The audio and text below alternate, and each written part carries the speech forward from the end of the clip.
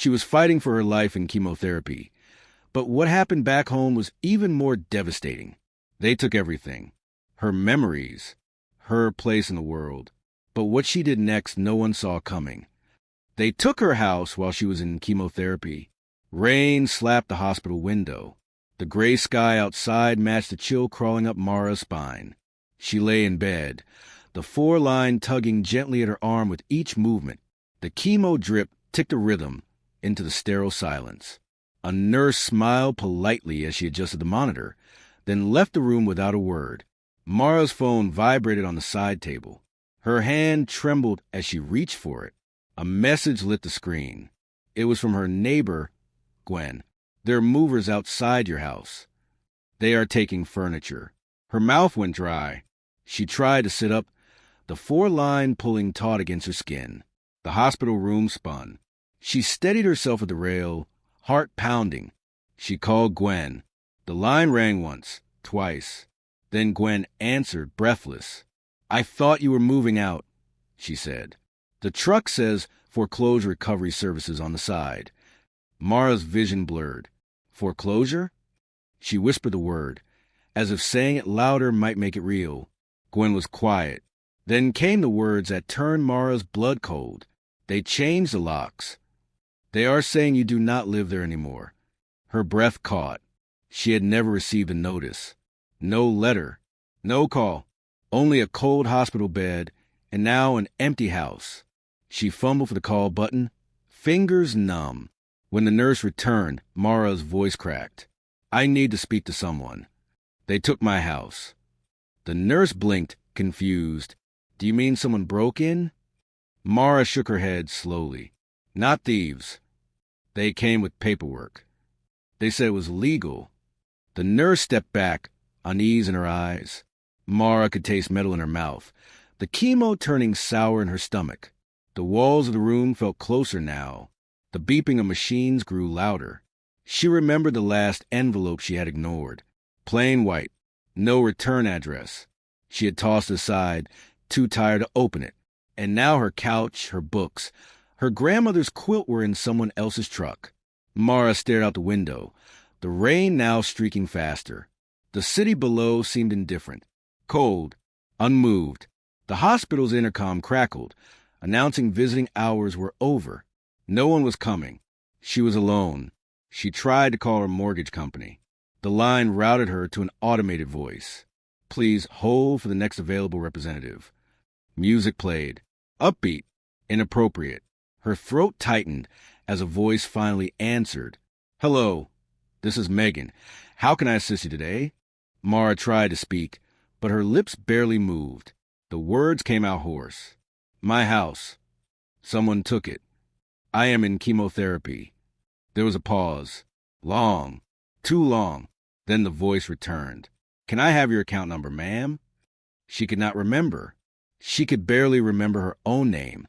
Panic clawed its way into her chest. She clutched the phone. "I have cancer. They locked me out. My name is Mara Quinn. Please." The voice grew more formal. "Unfortunately, without your account information, I cannot access your file. You will need to submit a request in writing. Processing may take 7 to 10 business days." Her arm fell limp. The phone slipped from her fingers. The beep of the chemo pump continued. Rhythmic, indifferent, like the rain, like the city, like the world.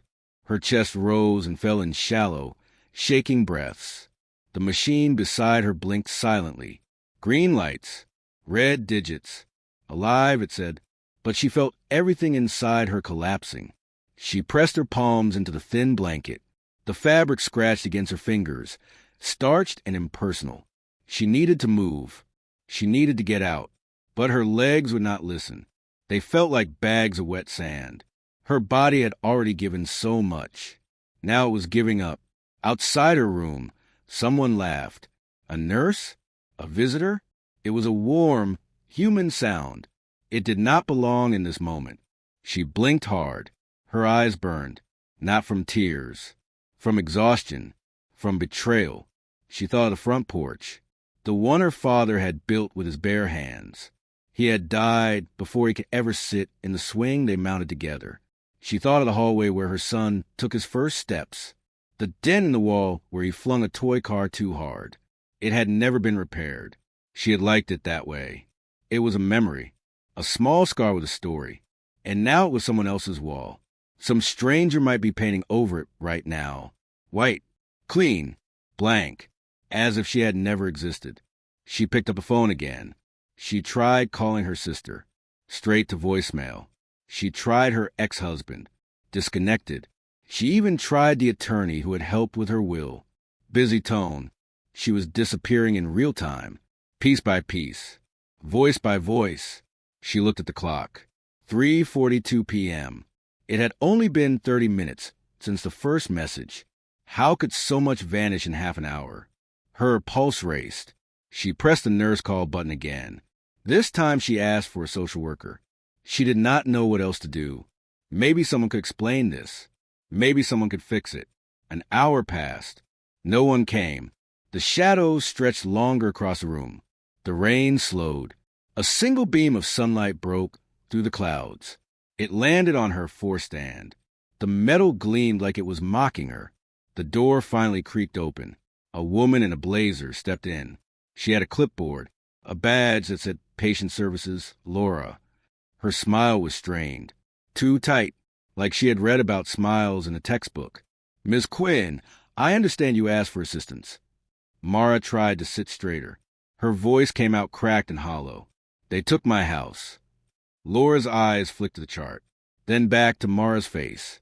What do you mean by they? Who is they? Mara shook her head. The words felt too large, too heavy. Foreclosure, movers, locks changed. Laura sat down, crossed her legs, clicked her pen. Do you recall missing any payments? Were you notified about default? Mara stared at her. The question was not cruel, but it felt like a blade. She had been in treatment for 7 months. Bills piled in unopened stacks. Someday she could not lift her head. How could she sort through legalese and red ink? How could she fight a system that moved faster than her white blood cell count? I do not know, she whispered. I was sick. Laura sighed. Softly, professionally, she flipped to a new page on the clipboard. I can help you file an appeal. But the process is not quick. You will need documentation. Letters, bank statements, medical records. Mara looked down at her gown. The fabric was thin enough to show the outline of her ribs. I have nothing, she said. Laura frowned, not in pity, in process. There may be emergency housing options. Do you have anyone who can take you in? Mara laughed. It came out dry, bitter. My house took care of me. It was all I had. Laura wrote something down. We will see what we can do. She stood. I will return tomorrow. And then she was gone. The door clicked softly behind her. The silence pressing again. It was thicker now, like wet wool draped over her head. She closed her eyes. The floor pump beeped on. She saw the house in her mind. Her garden. The lavender she had planted last spring. Her cat sunbathing in the window. The bookshelves lined with stories she never got around to reading. She wondered where the cat was now. Had they left the window open? Had someone fed her? Had they thrown her out too? Her stomach clenched. A wave of nausea washed over her. She turned her head and vomited into the small plastic basin. The bile burned her throat. Her eyes watered. The chemo was winning, and the world was not waiting. No one had paused for her illness. No one had spared her time. Outside, the sky turned orange. Dusk painted everything gold for a fleeting moment. She watched it happen, powerless, witnessed her own erasure. The hallway outside filled with the quiet shuffle of nurses changing shifts. Shoes squeaked against polished linoleum. Keys jingled. Doors opened and shut. But none of them were hers. Her door, her home, was gone, taken, while she lay here, fighting, surviving, forgotten. A quiet knock startled her. She turned her head slowly. A young man in scrubs peeked in. His badge read Kevin RN. He held a tray, warm broth, crackers, an apology in his eyes. Just wanted to check if you felt up to eating. She stared at the tray, then at him. Do you know they took my house? Kevin hesitated. His smile faded. I heard something from the nurse's station. He stepped inside, placed the tray gently on her table. I am sorry. 2 simple words. More human than anything else she had heard all day. She blinked at the tray. The steam from the broth curled like ghost fingers into the air. Her stomach lurched again, but she nodded. Thank you. He left without another word. The room grew still. She picked up the spoon. Her hand trembled. Halfway to her mouth. She stopped. She set it back down. Her body was starving, but her mind could not chew. She turned her gaze to the window. The city outside was swallowed in twilight. Headlights flickered on below like fireflies in straight lines. She imagined someone else in her kitchen, opening her fridge, tossing out containers with her name written in black marker. Mara, do not touch. She imagined her bedroom, someone rifling through drawers, finding her wedding ring in the jewelry box she never opened anymore. Her breath caught. Her journals. She had dozens, scattered through closets, under bed. Every chemo day, every blood test, every breakdown recorded in shaky handwriting. She had written to remember she was still real, still here. Now, those pages might be in the trash. Or worse, read by strangers, picked apart like gossip, laughed at, misunderstood. Her heart hammered. She swung her legs off the bed. Her bare feet hit the cold tile. Pain shot through her bones. Her knees buckled, but she gripped the 4-pole. She had to get up. She had to go. She would go to the house. She would see it with her own eyes, even if she had to crawl. The machine beside her shrieked as the line stretched. The door flew open. A nurse ran in. Ms. Quinn, please sit. Mara shook her head, wild-eyed. They're erasing me. I need to go home. The nurse reached for her. Gentle hands. You need to rest. Please. You're still very sick. Mara collapsed back on the bed, chest heaving. The room swirled. A deep ache bloomed behind her eyes.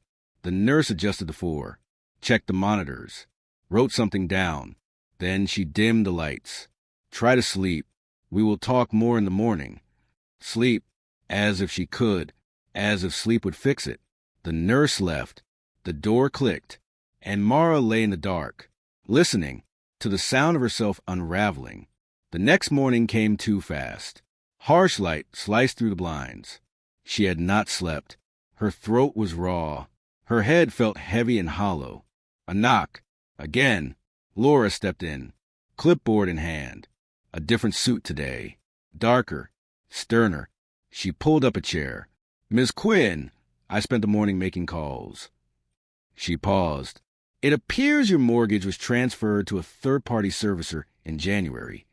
Mara frowned. What does that mean? They sold your debt, Laura replied. The new company issued 3 notices. Certified mail. None of them were signed for. Mara closed her eyes. Chemo week. She had been too weak to walk to the mailbox. Too tired to care. You mean they mailed my eviction? Laura nodded. Legally, they followed protocol. Legally, the word tasted like ash. Did anyone know I was in the hospital? Did they care? Laura looked at her hands, then shook her head. The system does not ask. Only if the box is checked. Only if you fill out a hardship application. Mara laughed. It hurt. A dry, cracking sound. I could not even fill a glass of water. She stared at the ceiling. White tiles. Flickering light. Laura continued. There may still be options. If you can prove medical incapacitation during the notice period, a judge might reverse it. But you need an attorney. Mara turned to her. I do not have money for that. I spent it on staying alive, which, ironically, got me evicted. Laura did not answer. She stood. I will reach out to legal aid. They may have someone. She left. The silence returned. This time it felt final. Her phone buzzed again.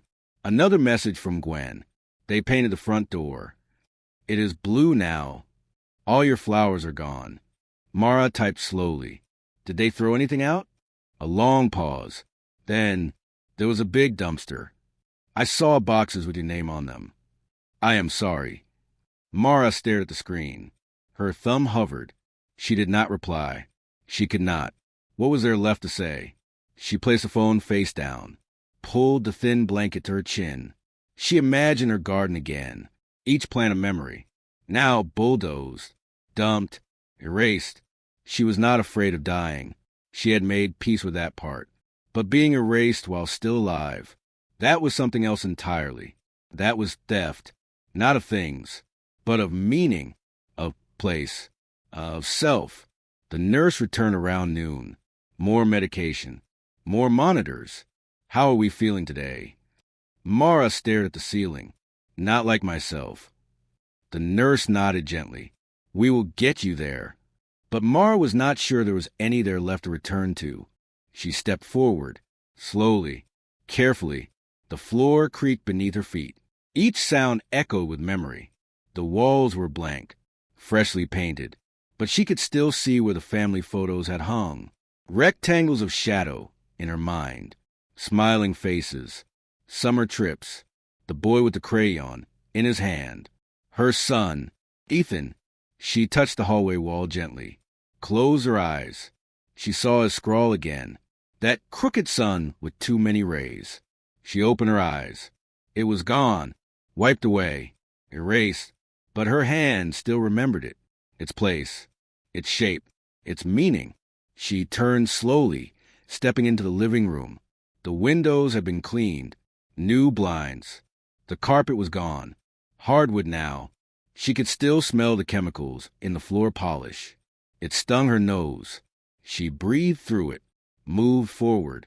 She passed the spot where the old couch had sat, the one with the rip in the cushion, the one Ethan used to hide his cereal bowls in. She smiled. It hurt, but she smiled anyway. Pain could live beside joy. That was something chemo had taught her. The dining room was next, bare, dust floating in the air like snowflakes. Her footsteps echoed louder now.